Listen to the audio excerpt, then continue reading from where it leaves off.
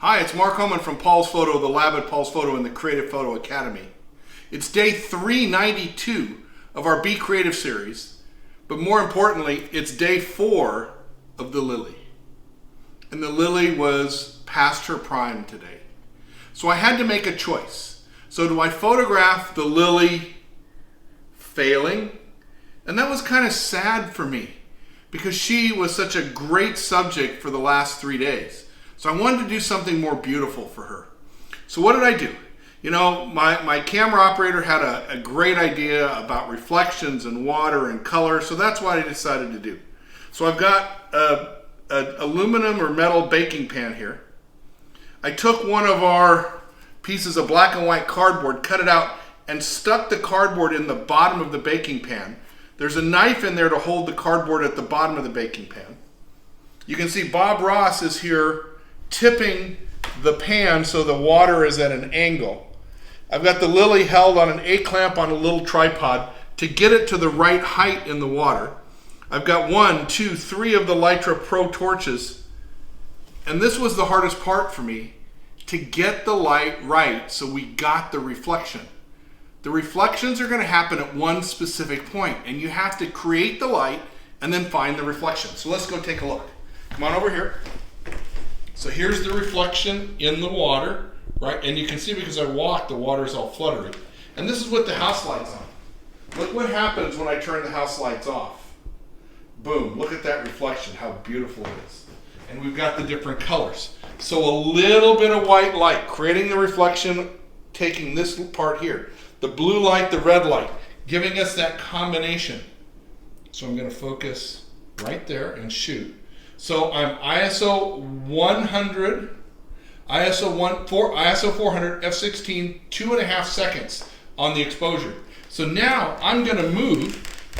I'm going to take the camera and I'm going to come at a different angle. And instead of taking the whole flower, I'm going to take just a portion of it. Now I got to be careful because I'm getting some flare from the blue light, but I just have to work that out of the picture, right? I'm going to come in a little closer. So once again, you notice I have the 70 to 200 lens on the Nikon Z7 II with the extension tubes on again to get me closer.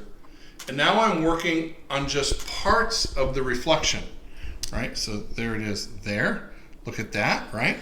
So now I'm going to go back to landscape and come in. So look at that. Oh my gosh. Look at that angle. I'm going to push in a little tighter. So you can see why I like to use the macro rail when we've got the macro lens, so I don't have to move the tripod. But right there, I'm going to focus right there. Look at that focus there. It's having a hard time. It's so dark. I'm going to try refocus right there.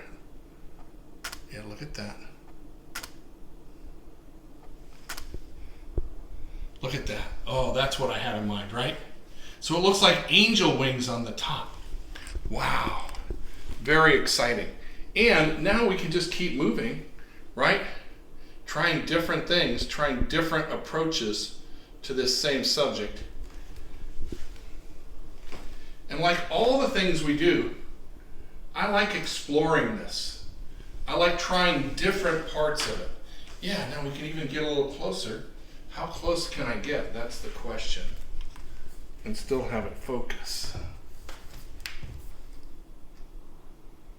Oh, look at that right there. Oh, that's beautiful.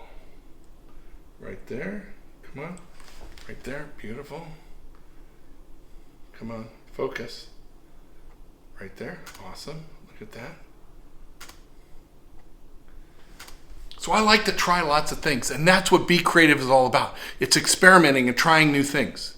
Remember, it's your chance to be creative. Share your pictures. I can't wait to see them. You know, post them on the website, post them on Instagram, post them on Facebook. Use the hashtags Paul's Photo, Creative Photo Academy, and we're all together. Remember, Friday, 10 o'clock, West Coast time, special Facebook Live. You won't want to miss it. It's going to be a great day, and you're going to get to see something really exciting. Mark Homan from Paul's Photo, the lab at Paul's Photo. Have some fun today, and let's make some great pictures.